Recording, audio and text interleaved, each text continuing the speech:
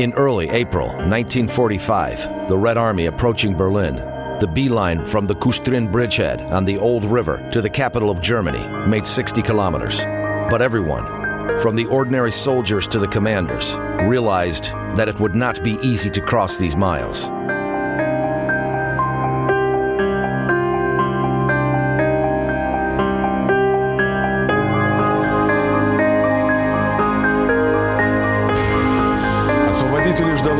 The liberators were faced with the largest battle in the world history, the battle for Berlin.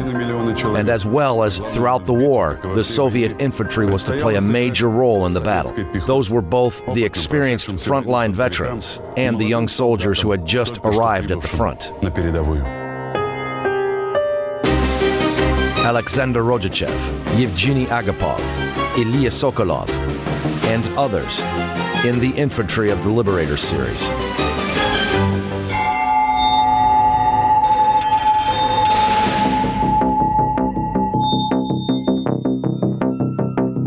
The field manual as of 1942 read, "The infantry fulfills the most difficult task, the close-in combat, chest to chest with the enemy.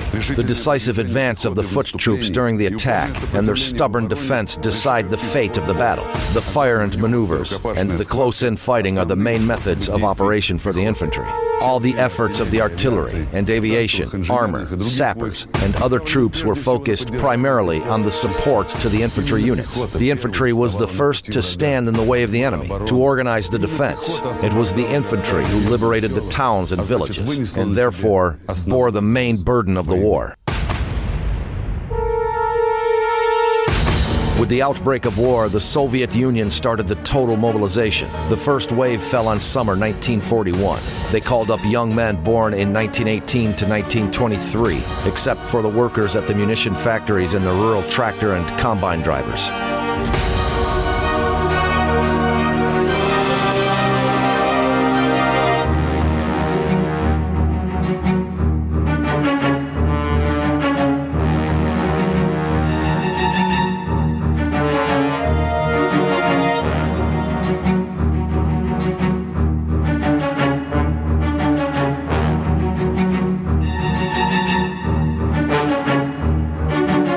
Along with the military mobilization, volunteers were recruited as partisan units and citizens in arms. Yevgeny Agapov recalls, "Soon after the war began, my elder brother Ivan was killed. I wanted to take revenge on the Nazis for my brother and went to the recruiting office. Naturally, most of the recruits were assigned to the infantry. The recruits were given the outfit, 1 or 2 sets of the uniform, 2 pairs of underwear, a cap, a belt, a coat, a pair of boots, and foot wraps. Before the war, at the recruiting office, every soldier was given the Red Army Soldier's Military ID, which was the only document providing his identity. The recruits also received the identification medallion, or the so-called death medallion, an octagon-shaped bakelite container with a screw cap. Inside the container, there was a record card where every soldier had to write his own name, rank, and other identification data." Alexander Rodyachev recalls, "We would throw out our death medallions. We had to write all the personal information in them, but there was a superstition there that since you recorded your identity, you were going to be killed.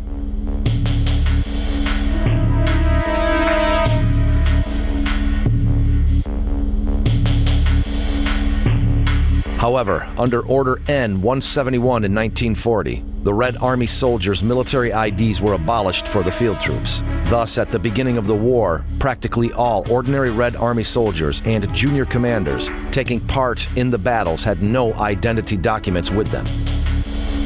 As a result, in 1941 to 1942, there were thousands of people armed and dressed in the Red Army uniform, but without IDs in the Soviet rear. Those were soldiers who simply had failed to keep up with their military units during the retreat and who had no chance to prove their identity.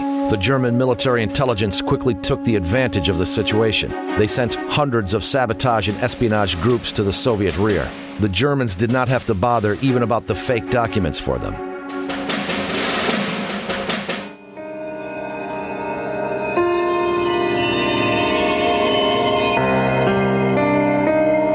Those German troops who were engaged in catching the Soviet soldiers in the encirclement were faced with a peculiar difficulty. The Germans often could not identify the person they detained. Was it a military man dressed in civilian clothes or a local resident wearing his old soldier's shirt? In these circumstances, the Germans would arrest all males of military age, for example, from 18 to 50, and sent them to the detention camps.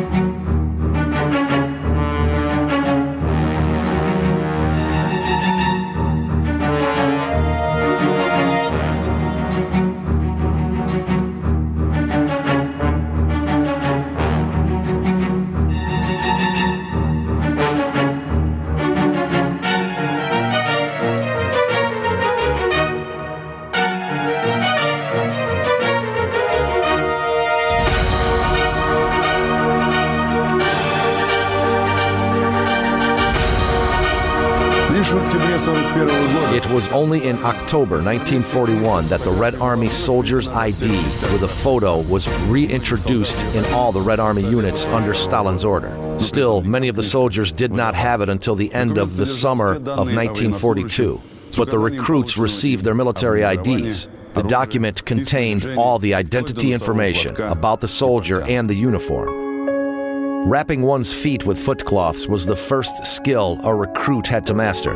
From the very beginning of the war and till the victory day, the days-long marches were a part of the infantry's everyday life. With his feet wrapped in properly, the soldier would have corns, ulcers, and as a result, fail after a day or 2 days of march. Moreover, an infantryman had to carry his weapon, hand grenades, coat rolls, backpack, gas mask, helmet, small shovel, field pouch, and 3 or 4 pouches with ammunition. Meanwhile, the backpack alone could be weighty enough. Unsurprisingly, during the long marches, the soldiers tried to get rid of extra weight. Sometimes the foot soldiers had to make up to 60 kilometers per day. The senior lieutenant, Mikhail Lukyanov, recalls, "My old boots failed to survive the quick marshes and bad weather and began to fall apart. One of my soldiers took the boots off a killed soldier and gave them to me. They were blood-stained, but water can wash away anything." Many of the soldiers wore Jack's boots with puttees instead of knee-height tarpaulin boots. The puttees were taps of rough cloth, 3 meters long and 10 centimeters wide. The puttees overlapped the boots, wrapped the soldiers' legs with the trousers up to the knees, and were tied under the knees. This, of course, did not turn the Jack boots into knee-height tarpaulin boots, but still made them warmer and prevent them from leaking. The foot marches were an ordeal for the soldiers. The terrible fatigue made them fall asleep literally on foot. Sometimes a soldier would walk, holding his hand on the shoulder of the one in front of him, or they would walk by threes. 2 soldiers armed the third one, who was walking asleep, and then they changed. Ivan Garstia recalls, "For me, the worst thing in the war is the attack and hand-to-hand fighting and the marches." Eventually, the spring of 1945 came. The soldiers were making the last marches of the war. The Red Army was approaching Berlin. By mid-April of 1945, the German army still had more than 200 divisions and brigades. Hitler hoped to prolong the war and to make separate peace with Great Britain and the United States. Meanwhile, Churchill, in defiance of the agreements between the Soviet Union, the United States, and Great Britain, suggested stealing a march on the Red Army and occupy Berlin.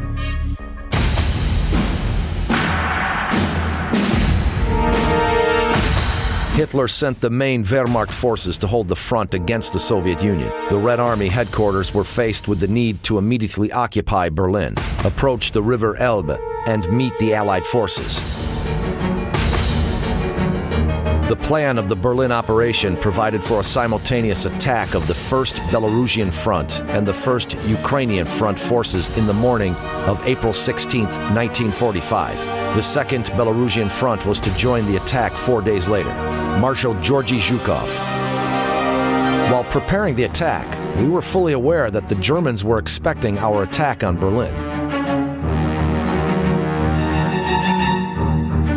The German command foresaw this attack and was carefully preparing for defense. They prepared the defense in depth from the Oder to Berlin. In the operational depth, strong reserves were built up, and the divisions of the first line were remanned and newly equipped with material. In their zeal to enhance the fortitude of the troops in defense, the German command applied harsher repressive measures. On April 15th, addressing the soldiers of the Eastern Front, Hitler demanded to immediately shoot anyone who would give the order to retreat or retreat without the order.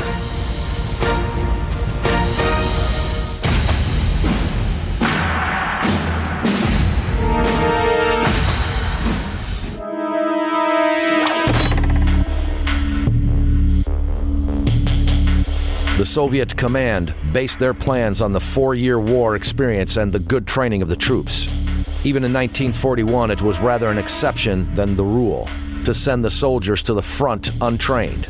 Usually a team of recruits was sent to the so-called camps, where they received general military training within 3 months. The soldiers were trained in shooting and the basics of hand and bayonet fighting on the training ground. Kilometers-long marches were also a part of the infantry training.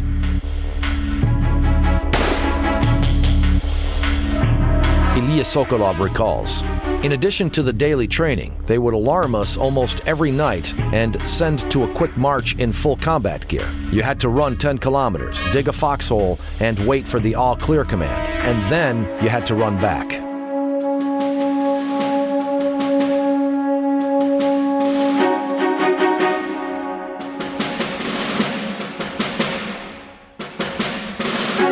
After the training, the soldiers were transported to the front by trains. There, the seasoned veterans helped the novices and shared their experience and soldiers' smarts with the young soldiers and officers.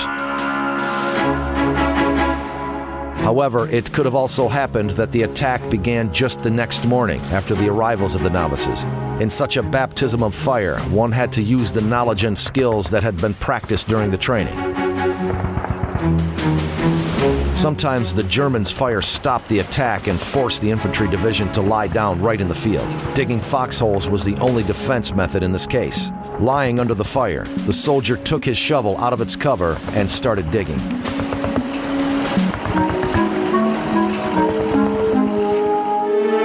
The small shovel is sometimes referred to as the sapper spade, but this is incorrect. Sapper spades are large entrenchment tools for field fortification. Those, together with pickaxes, were carried in the unit train and used mostly for defensive organization. But the small shovel was called the infantry shovel, and the soldier had to always carry it with him. The novice who threw it away, tried to get rid of the excess weight on the march, was in big trouble. The shovel could serve as a hatchet or a machete, but most importantly, under the enemy fire, to dig a shelter with the help of it was the only possible way to protect oneself from the enemy bullets. When entrenching, the soldier had first to make a pit for the prone firing position. He threw the ground in front of himself to make an earthen breastwork which protected him from the bullets.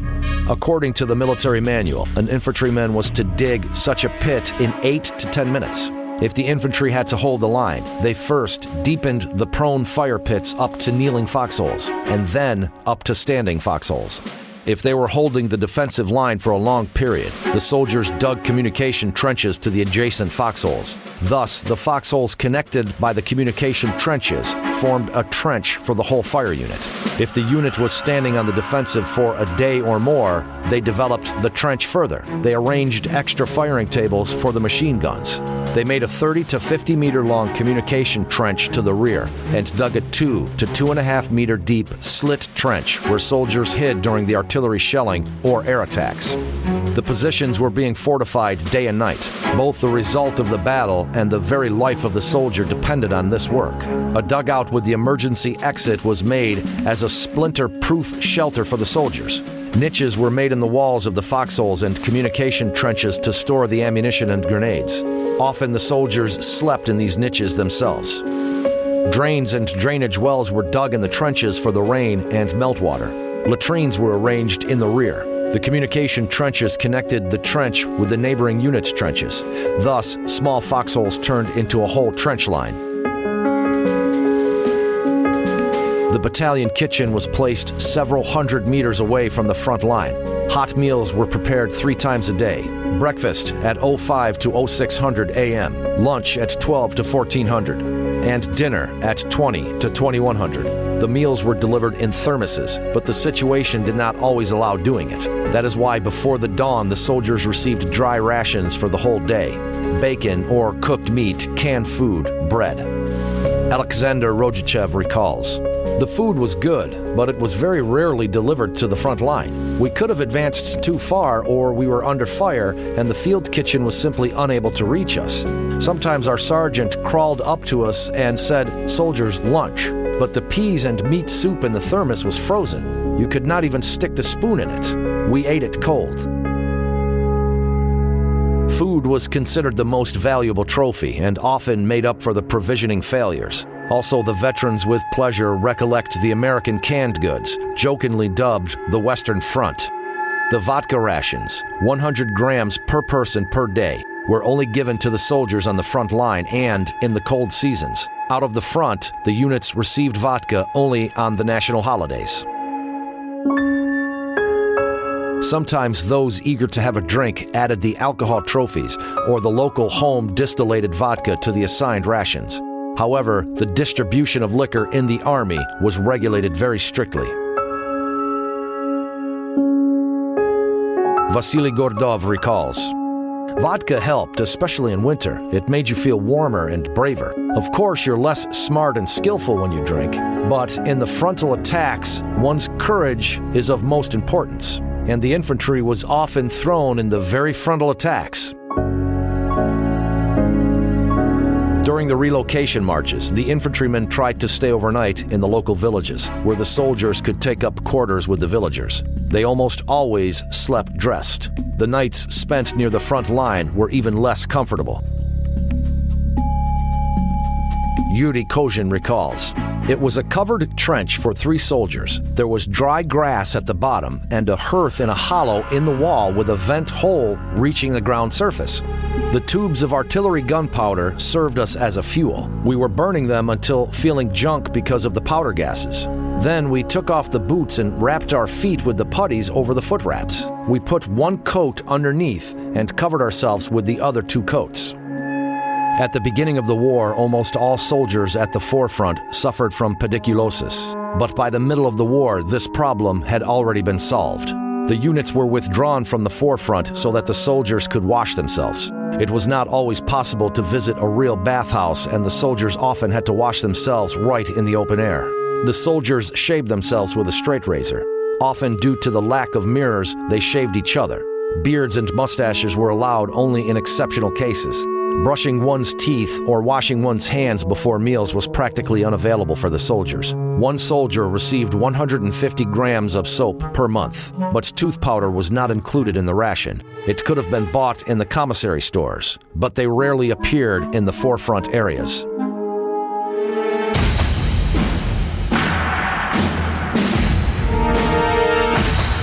The basic infantry weapon in the assault groups throughout the war was the Mosin rifle, or the 3-linear rifle.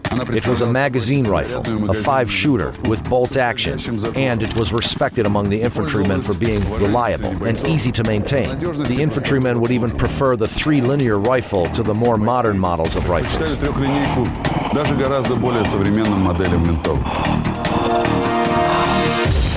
Alexander Rojichev recalls, "The Mosin rifle was reliable, but we didn't like the Tokarev self-loading rifle. They would jam all the time. The 3-linear rifle virtually never broke down. There was nothing to break in it. Moreover, it could be easily assembled and disassembled, and the young soldiers easily learned to handle the Mosin rifle. Due to the geometry of its parts, the dirt which got inside the rifle mechanism with the movements of the bolt was thrown outside or to the trigger slacks. If the bolt was completely covered with sand and would not close anymore, it was enough to just wipe the weapon with whatever wiper, having removed the bolt and the magazine feeder. Even without being cleaned, the 3-linear rifle could have been used quite long in the forefront conditions. Alexander Azemsha, the second commander of the Rifle Battalion, recalls, "We were moving along the main ridge of the Carpathian Mountains. The automatic weapons would fail because of sand and water. Only the Russian 3-linear rifle proved faultless. With its easy maintenance, Mosinka exceeded even the basic weapon of the German infantrymen, the Mosser 98K carbine, although in general they were about equal. However, some soldiers felt the 3-linear rifle to be handier and better balanced, and therefore more convenient. Besides, the Mosin rifle, with the bayonet fixed on it, became an indispensable weapon for the infantrymen in hand-to-hand fighting. In the 1930s, the Soviet Union enjoyed the huge popularity of the Voroshilovsky Strelak, Voroshilov-like shooter movement. Many young boys and girls learned the basics of the sniper training, but they were not taught the tactics and handling of the optical sight. From the earliest days of the war, the emergency marksmanship training began, and the trainee snipers were using mostly the 3-linear Mosin rifle. The only drawback of Mosinka in the sniper's version was the unavailability of magazine loading. The sniper had to insert cartridges one by one.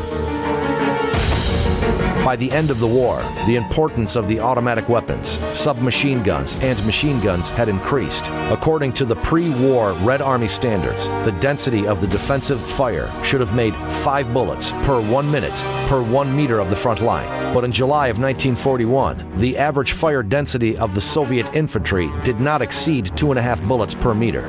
With every passing month of the war, this figure grew, and in December of 1944, the density of the fire made at times up to 10 bullets per minute per meter of the front line. But in 1941, the average number of submachine guns and machine guns in the German infantry division exceeded that of the Soviet division 3 times, and only by the beginning of 1943, these rates became approximately equal. On the eve of the Battle for Berlin, the correlation was different. The Soviet rifle divisions had almost twice as many automatic weapons as a similar German unit.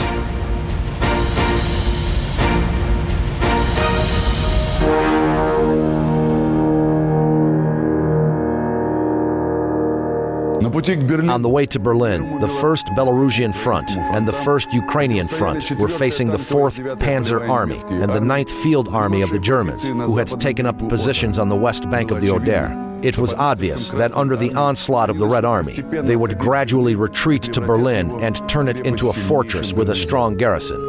Then, Georgy Zhukov made a decision which contradicted the recommendations of Stavka, but was approved by Stalin. Zhukov decided to entrap the German troops in the pocket and thus prevent them from retreating to Berlin.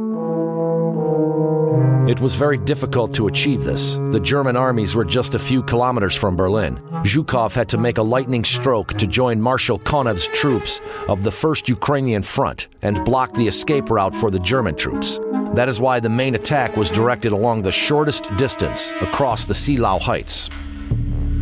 The Seelau Heights were a chain of hills at the distance of 17 kilometers from the Oder, with a perfect view of the entire front line along the river.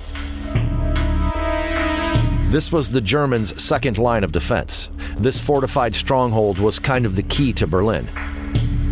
Taking the Seelau Heights, the Soviet troops would get into the rear of the Germans' 4th Panzer Army and the 9th Army, cutting off their retreat to the capital. The German High Command realized that the Soviet attack could begin any day. That is why before the dawn they relocated the troops to the depth of defense in order to avoid losses under the Soviet artillery's preparation bombardment, which usually started with the first rays of the sun. Zhukov took this into account, and the artillery salvos thundered at 3 a.m. Berlin time. On April 16, 1945, the night darkness was cut with the searchlights, shot up above the Soviet positions. Visible for miles, they were the signal for the artillerymen. Within half an hour, the most powerful artillery preparation of more than 1 million shells plowed up the first defense line of the enemy. At the beginning of the attack, the infantrymen, as usual, were in the trenches. The neutral zone, just a kilometer wide or a little wider, separated them from the front line of the enemy. It was impossible, of course, to start the attack at this distance. The Germans' machine guns and artillery would simply annihilate the attackers. Therefore, the following tactics were used during the offensive operation. The artillery barraged the front line of the enemy's defense with fire, and the aviation poured bombs on it. The enemy soldiers were forced to hit the dirt and hide in the shelters. They could not machine gun or fire anymore. Using this advantage, the advanced units of the Soviet infantry began to approach the enemy. The infantrymen moved as close as possible to the first line of the German trenches. At the same time, the tanks were put forward. With their splinter-proof armor, they could hug the friendly artillery barrage, suppressing the enemy fire nests from the tank guns. When the infantry reached the line of departure, the Soviet artillery retargeted the fire into the depth of the German defense. Now the shells were pouring over the second line of German trenches. It was as if the attacking troops were led by the artillery fire. At this very moment, the infantry stood up and attacked. On the commander's signal, the soldiers rushed forward. They had to move quickly before the dazed enemy opened the return fire. The slightest delay deprived the infantry of all the benefits gained by the artillery barrage and caused useless losses. The vanguard units, almost without stops, crossed the first line of the German trenches and rushed forward. They had to attack the second line of the defense. The tanks rushed forward, clearing the way for the infantry.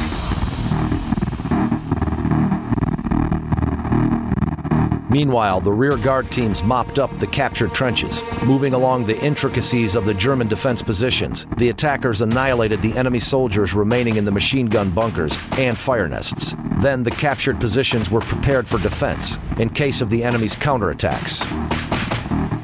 Having captured the second line of the German trenches, the infantry vanguard improvised a defense. They knew that behind them, in the rear, there were fortified positions already.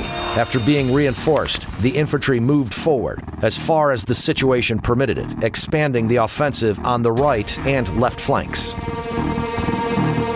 Yevgeny Besanov recalls, "The challenge for the platoon commander here was not to let the soldiers hit the dirt, so I had to run forward shouting, 'Go!' As a rule, the enemies ran away, and we dropped flat in their trenches, hardly breathing, or continued the pursuit if we were able to." During the first half an hour of the Soviet attack on the Seelau Heights, there was no return fire from the German side, but soon the streams and canals blocked the attackers' advance. The tanks and mobile guns started lagging behind the infantry. At the dawn, the enemy guns and mortars revived and started firing at the Soviet troops moving along the roads. At the same time, the best German units withdrawn from the defense of Berlin were moving closer to the Seelau Heights. Nikolai Safonov recalls, "We attacked the Seelau Heights, and it was something terrible. Out of 120 soldiers in our company, only about 20 people survived. The veterans would say that it was even worse there than it had been in Stalingrad." The Seelau Heights were captured within just 2 days. Zhukov managed to pocket the German army of 200,000 men and to defeat it. The Battle of the Seelau Heights was a costly one for the Red Army. It cost thousands of deaths and thousands of injuries of varying severity. But the defeat of main forces of the Wehrmacht's 9th Army prevented even higher losses that the Soviet troops could have suffered when storming Berlin.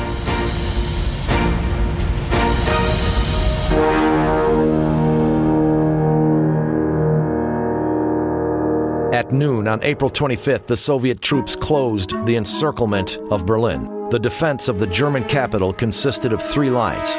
For the convenience of the management, Berlin was divided into 9 sectors. The outer or the perimeter defense line surrounded the city along the highway at 15 to 18 miles from the center. The network of fixed positions arranged in a checkboard pattern was reinforced by the abundant natural obstacles found in the vicinity of Berlin. The lakes, rivers, ponds, and dense field woodlands. The second, middle defense perimeter, was stretched along the Spree River and the Teltow Canal. Most of the bridges across the river and the canal had been undermined. The third, inner defense line of the powerful permanent fire nests surrounded the government offices in the city center. All the buildings were prepared for defense against the all-around fire. The premises on the upper floors were occupied with machine guns, submachine gunners, and the groups armed with Faustpatrons. Behind each house, they had dug trenches for the anti-tank guns and had dug in the tanks and trench mortars. The streets were barricaded. However, due to the defeat of the main Germans' forces on the Seelau Heights, in the capital was defended by the garrison of 100,000 men and 60 tanks. Only a half of the garrison was manned with the regular army soldiers and officers, but the Germans fought desperately for their capital. Siegfried Knapp recalls, "It was clear from the beginning that we did not have any chance, but we stalled for time waiting for the Western troops to get to Berlin.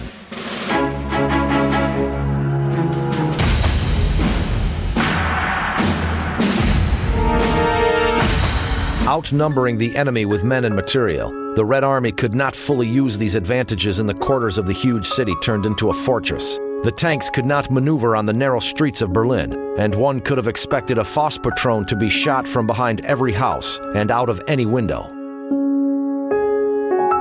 In this situation, during the street battles, they applied the tactics of the assault groups which had proved effective in Stalingrad. The rifle company was reinforced with 2 to 3 tanks, a mobile gun, a demining unit, wiremen, and artillerymen. Mikhail Katukov, commander of the 1st Guards Tank Army.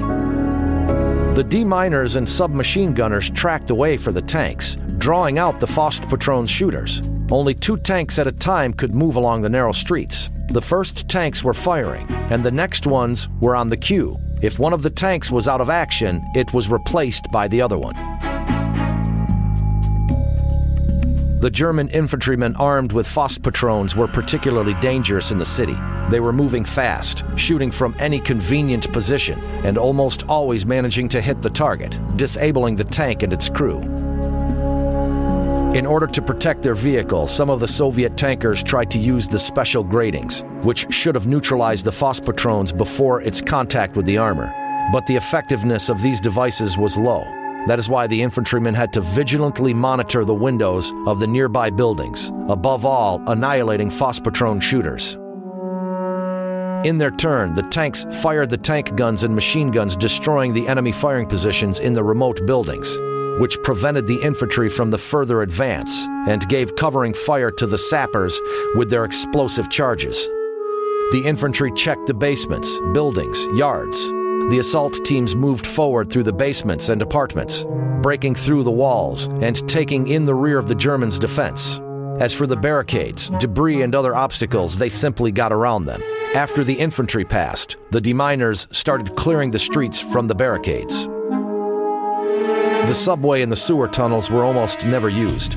Firstly, the Soviet soldiers did not have the plans of these constructions, and most of their exits were blocked with the debris. Secondly, many of the tunnels were flooded, and some of the subway stations served as shelter for Berliners.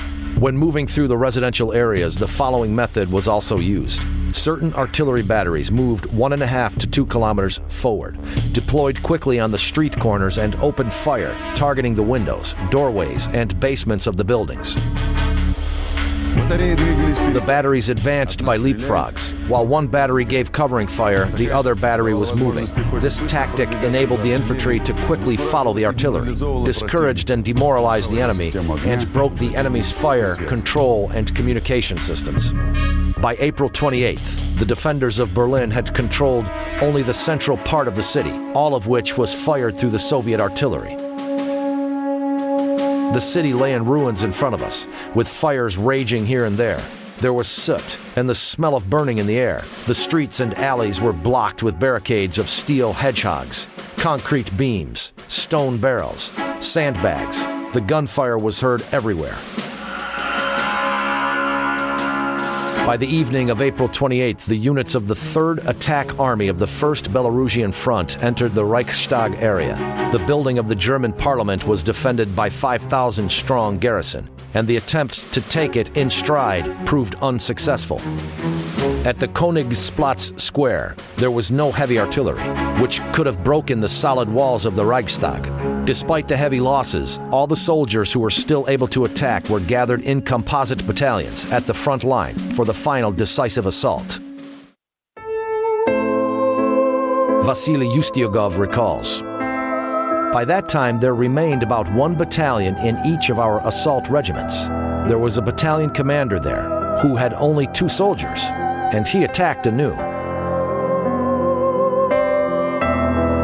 The sappers managed to make a breach in the northwestern wall of the Reichstag, and a group of Soviet soldiers stormed into the building. Almost simultaneously, the soldiers of the 150th Rifle Division, supported by the artillery, stormed into the main entrance. We were rushing towards the Reichstag. The soldiers of Zinchenko's and Plakodinov's regiments were running close to us. Everything was mixed up there. There was no clearly defined battle array. Then, only 50, 30, 20 meters were left, and finally we reached the broad staircase leading to the main entrance of the Reichstag. There was an incredible whirl of people, exclamations and commands there. The wounded soldiers were calling the lifesavers. Those slain by a bullet fell on their backs. Lyadov was the first of us who ran up to the column and fixed his flag on it. There was a crowd at the doors. They were boarded up. The attempt of a large number of people to break open the doors with their shoulders was no success. The soldiers brought in wooden logs. Hundreds of hands lifted them and started ramming the doors. A few powerful blows, and it swung open with a bang.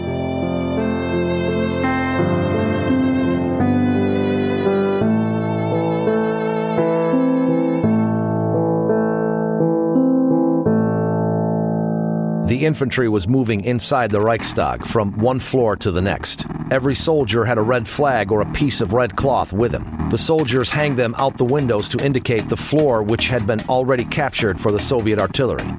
On the same day, the upper floors of the parliament were occupied by the Soviet troops, and only a group of Nazis hiding in the basement continued the resistance. They hoped to break out by cutting off the Soviet soldiers in the building from the major troops. On the last day of April, the attack flag of the 150th Rifle Division was hoisted over the Reichstag. 2 soldiers from the reconnaissance platoon were selected to hoist the flag: Sergeant Mikhail Yegorov and Junior Sergeant Milutin Kantaria. During the battle for the Reichstag, they were moving to the upper floors together with the infantrymen. The entire second floor was cleared. Yegorov and Kantaria, covered by the group of Alexei Berest, were breaking through to the upper floors. Suddenly, a whole stone staircase broke and fell down, but there was no long delay. "I'll be right back," Kantaria shouted and rushed somewhere down. He soon appeared with a wooden ladder, and the men went on climbing up stubbornly.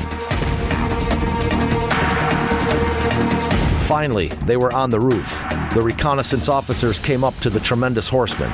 In front of them, there were buildings wrapped up with the smoky twilight. There were suddenly flashes all around. The shell splinters were knocking against the roof. Where were they to fix the flag? Near the statue? No, it was not right. They were ordered to fix it straight on the dome. The ladder leading to the dome was unsteady. It was damaged in several places. The soldiers started climbing up the widely spaced edges of the dome frame. It was difficult and scary to move. They climbed slowly, one after the other, hanging on for dear life. Finally, the reconnaissance men reached the top platform. They tightened the banner against the metal bar with the belt and climbed down the same way. Commander of the 150th Division, Major General Vasily Shatilov. When Yegorov and Kantaria appeared before the battalion commander, Nustroyev, the watch showed 10 minutes to 11 p.m., and 5 minutes later, the regiment commander, Zinchenko, solemnly informed me by telephone, "Comrade General, the banner of the military council was fixed on the dome of the Reichstag at 21:50 Moscow time."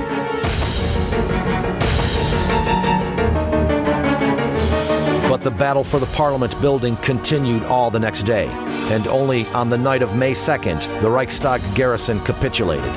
After midnight, on the night of May 2nd, the radio stations of the 1st Belarus Front received the message in Russian: "Cease the fire. Truce envoys are sent to the Potsdam Bridge."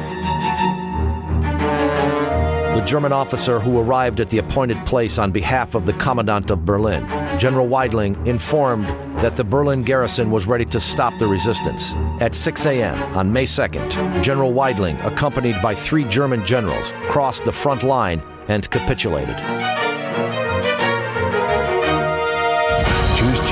An hour later, at the headquarters of the 8th Guards Army, he wrote the order for capitulation. The order was copied, and the German units defending the center of Berlin were informed about it through loudspeakers and by radio. Gradually, the resistance in the city stopped.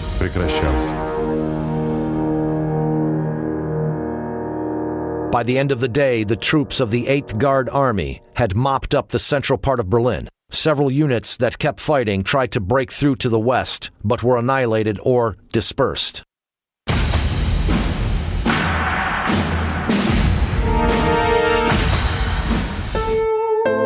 The Supreme Military Order of Victory was instituted in 1943.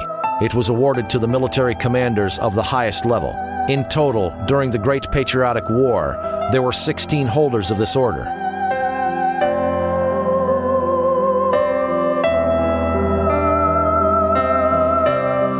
Generalissimo of the Soviet Union, Joseph Stalin, and Marshals Georgy Zhukov and Alexander Vasilevsky received it twice.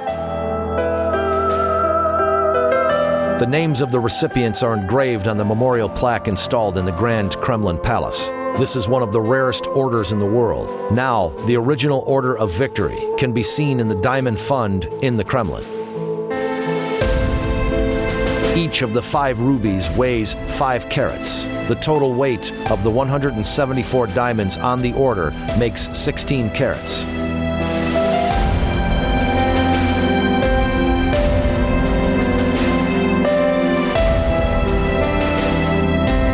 After the capitulation of Berlin and the loss of the vital parts of the country, Germany completely lost the opportunity to continue organized resistance. It took the Red Army less than a month to have broken the Oder-Neisse defensive line, penetrating through the numerous natural obstacles fortified by the enemy at the front of 400 kilometers, and to have approached Berlin. The 10 days of the bloody fighting ended with the defeat of the Nazi grouping in the capital of Germany. The processions of prisoners, headed by the officers and generals, were moving gloomily along the streets of the capital in defeat.